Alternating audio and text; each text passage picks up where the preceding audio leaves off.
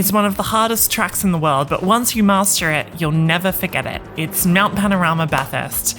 And I've done a million laps here, and I'll give you a single trick for every single corner that will guarantee you speed when you're racing at the mountain.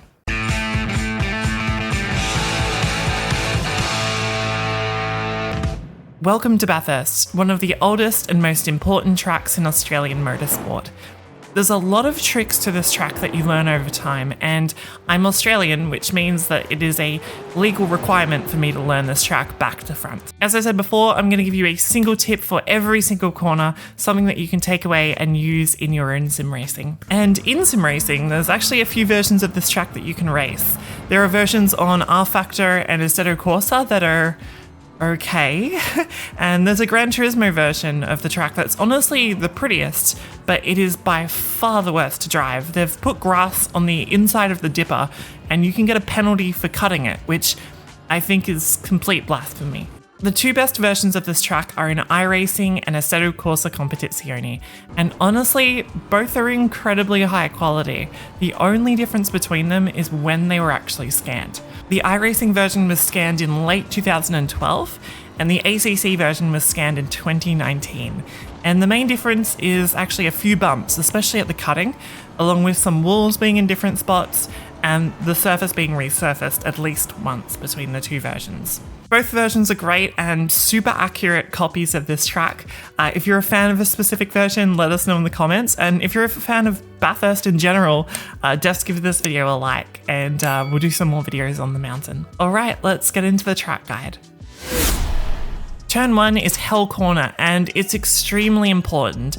This corner is all about exit, and with a huge run up mountain straight after it, it's important to get a good exit. We're braking at the 100 meter board in pretty much every single car. GT3, you can brake a tiny bit after the 100 meter board, but in the supercar, you'll brake generally a tiny bit before. My pro tip for this corner is don't use the curb. You can get as close as possible. You want those tyres on the white line, but don't actually touch the curb on the inside. So our run up mountain straight ends at turn 2, which is called Griffin's Bend. You're actually heading really uphill at this corner, so you can actually brake really quite late as the car will pull up well as it's going uphill. This corner is super banked, but it's almost more cambered right next to the inside of the corner, right next to the curb. So your priority here is to just not go wide. As soon as you dip a car off the inside line, you can put it in the fence really easily. This corner is super tempting to pass other cars at, but whatever you do, don't try and pass around the outside. It pretty much never works at this corner unless it's like raining or something like that. So inside is the way to go. Stick right next to that inside curb. Next section is the cutting, and it's one of the tightest corners on the track. The trick to the cutting is getting the car straight and braking at the kink on the entry, and you'll see a white line on the outside of the track when you turn into the tight bit, and try and get your right hand side tyres just over that white line as you turn it in. And the same as turn 2, you want to get as close to the inside wall as possible to give yourself the sharpest angle of banking. You really want to knock the mirror off the left-hand side of the car. You want to get on the throttle when the exit is still completely blind, and you can pass at the cutting, but you do need to be careful or else you can cause a track blockage real quickly. Has had a massive shunt, so Greg Murphy's involved. More cars, the track is jammed, the track is jammed. Now, out of the cutting in a supercar, you'll be flat out in second gear. But as the track goes to the right, there's actually a bump at the crest, which will give you wheel spin as you drive over it. The easiest way to fix that in the supercar is actually to pull third gear as you go over the bump. A little short shift while the car's in midair. This bump was kind of removed in the resurfaced version of Bathurst, so if you're racing a GT3 car at ACC, you can just ignore this bump and drive over it, pretend it's not even there. Next we go under the tree, and you want to open up the entry as much as possible. In a supercar, I find holding third gear through this corner much better than pulling fourth before the corner. And make sure to keep the car as straight as possible up as you head up the hill, and don't hit the inside wall as you'll total the car straight away. Now we head towards Metal Grate, and Metal Grate is named after this actual metal drainage grate on the outside of the track. As you go over the rise heading into Metal Grate, you aim the car at the wall and turn as soon as you get to the grate. It's one of the best parts of really any track, and it really rewards being committed and going head first towards a wall, knowing that your car's going to load up and grip right at the compression point. Out of the grate, we go through the next corner, and the trick is to not hit the inside curb, but run it right up to the exit wall. If you've done it well, you'll have knocked off your left-hand side mirror at the cutting, and now you can knock off your right-hand side mirror. Be committed through this corner and get on the power super early.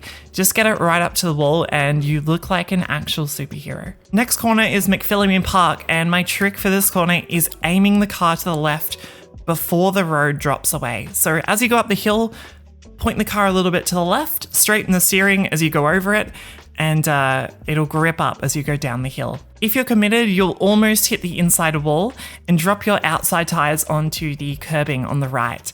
Some of the best laps ever look incredible here, and my fave is probably Scott McLaughlin's lap in 2017 when he did the first ever 2-minute 3 second. Does that give him an invoice? Is there a price to pay for that one?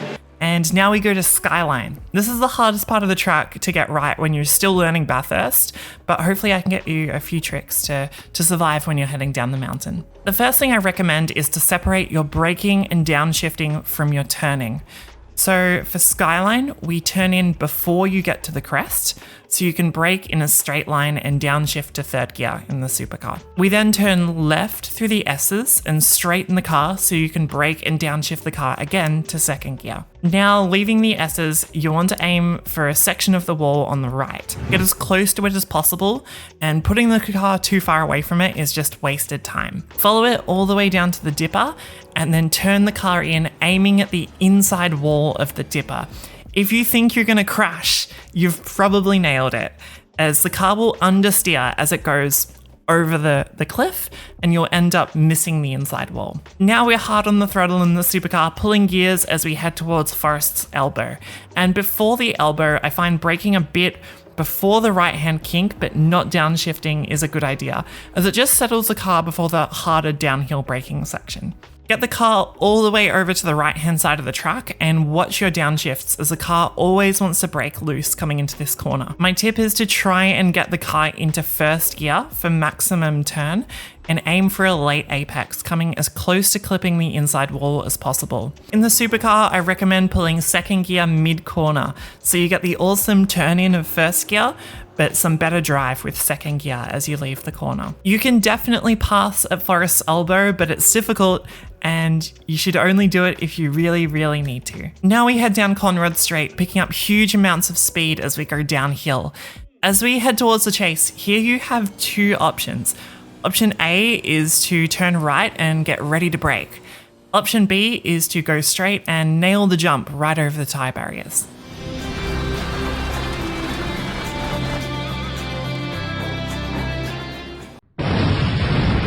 Up to you what you want to do. I probably recommend option A in most circumstances though. In the V8, you'll be getting on the brakes as soon as you've straightened the car through the chase, but a good marker to look for is about the 150 meter board. And hit the brakes as hard as you can. You can sometimes go to 100% brake if the conditions are right. You can sometimes get away with flying the car over the curb though, especially in hot weather when you're struggling for car grip anyway. This is the best place on the circuit to pass, so if you want to bomb your opponent, this is the place to do it. Just, if you go off, be careful on the rejoin. He's in the throttle and he's emerged back on, out of control, nowhere for them to go. That is a massive shut. Now heading towards Murray's, the final corner on the track. I find the 100 meter board is generally what you want for a braking marker, and aim to get the car as close as possible to this inside curb, but don't touch it as the car will fly up in the air. That's a lap of Bathurst. It sounds tricky, but once you get it, it's one of the most rewarding laps in the world. And I've done a few 12-hour races here and a bunch of 1,000-kilometer races, and honestly, the final stint of an 1,000-kilometer race here is one of the best feelings in sim racing. The track is cold, the shadows are long, and you feel invincible driving the car across the top of the mountain. I highly recommend giving this track a run if you've never raced it before. How do you find Bathurst? Is it fun, too tricky, and are there any other tracks in the world that we should have a look at? let us know in the comments. And if you enjoyed this video, give us a like and remember to subscribe to Overtake for more sim racing and racing videos. We'll see you next time. Bye.